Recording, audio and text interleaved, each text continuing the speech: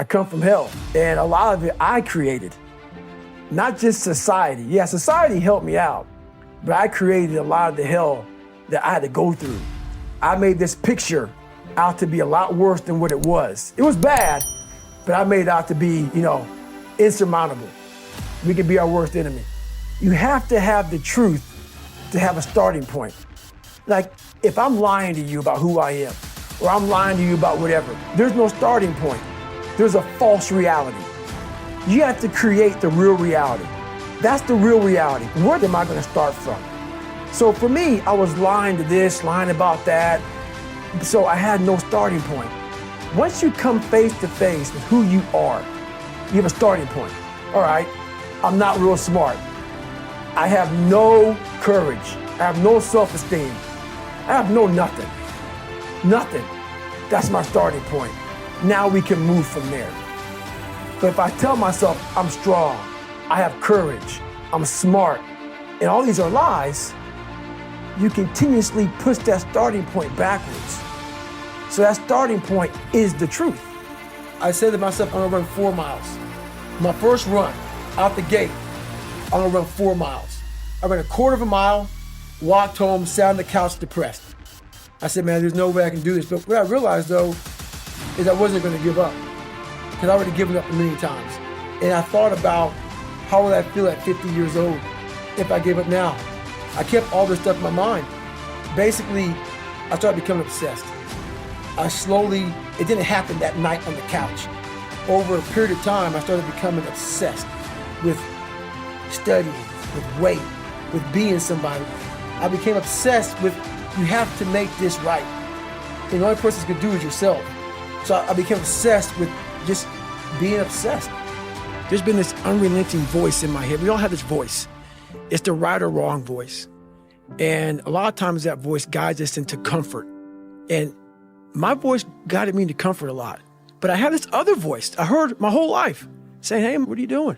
No, man, we gotta go over here. We gotta go over here to that rock pile over in the corner where nobody's at. That's where victory's at. We're over there in that corner. So this voice was giving me all these answers. I wasn't a real smart kid growing up, but I had this crazy voice in my head saying, over there is where the answers are. And I didn't want to listen to it because over there was pain. Over there was me looking in the mirror. Over there was me being accountable for all these things I went through my life. Even though people put them on me, it's now mine to own. And I didn't want to go over there by myself, but I had to. And this voice was guiding me there. It's God, whatever you want to call it, but that's what it was in me. It knew. I was a character. I was trying to find myself through a character. I was making different hairstyles and sagging my pants, and I was off. I was off, man. I was a clown. I was a clown. And I was like, this is not where you're supposed to be in life, man. Some people have been bullied. Some people are just stressed out. Some people are insecure. Some people are fat and overweight. And the world puts a lot of this in your mind. It's not just you. Yeah, you help it. My whole thing is about, I had to develop a mindset that was indestructible. I had to armor plate my mind. It's about what you're saying to yourself, but it also comes with work. So whenever I was getting beat down, physically, mentally, spiritually, whatever I was going through, just saying, you can't hurt me. Can't hurt me just became a message I would say to myself. We all have two people, and I'm not saying you're crazy. We have the easy voice, which is that 20% telling yourself that I'm easy at 90% of my full potential, maybe 100% at that 20%. That's that voice that we all love. That's that very comfortable voice that's that mommy holding you saying it's gonna be okay. Doesn't care how good you are, just loves you. Just loves you no matter how messed up you are in life. That's where you wanna be at. So that's that one voice. This other voice that we walk very far away from is a voice saying, hey man, you ain't doing shit. So we try to get this voice out of our head completely. And we live over here in this lane. So what you have to do first is turn up this voice over here. The voice saying things to you that aren't nice. That it's in our head, and it's not putting yourself down. People take this the wrong way in this new society. I'm not saying to put yourself down. I'm saying listen to the truth. And the truth isn't in the 20%.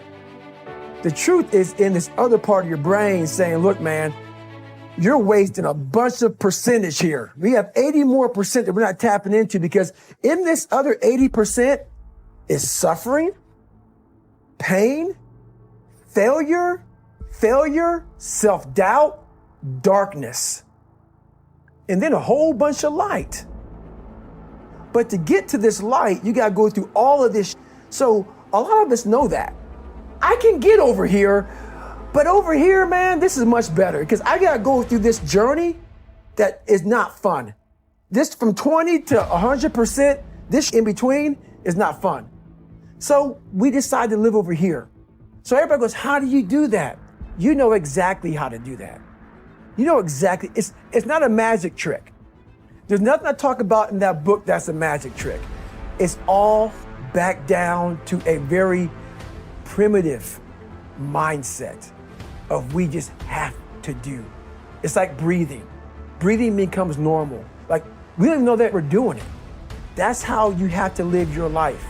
When that alarm clock goes off at 4 or 5 in the morning, your mind says no. You just say, this is what we do.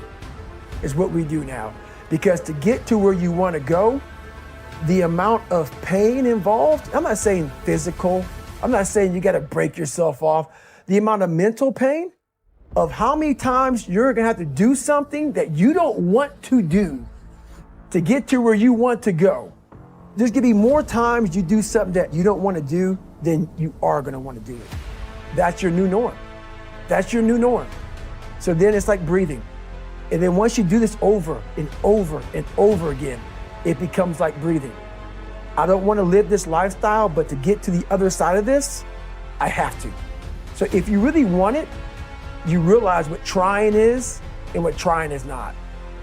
I just had an intense conversation about how people need to manage their expectations and about tripling down on your strengths and don't worry about your weaknesses. If anybody out there knows who I am, I totally disagree with all of that crap. I think it's crap, and that's exactly how the people in the world become weaker people. It's by capping your brain. It's by putting this kind of garbage in it about not attacking what you're not good at. It's about putting a cap on managing your expectations. If I lived that way, if I had any kind of thought process like managing expectations, I would be a 400-pound man by now, working some job that made no money, and I would never know my capabilities. I would never have become a Navy SEAL. I never took Ranger School. All these things I did.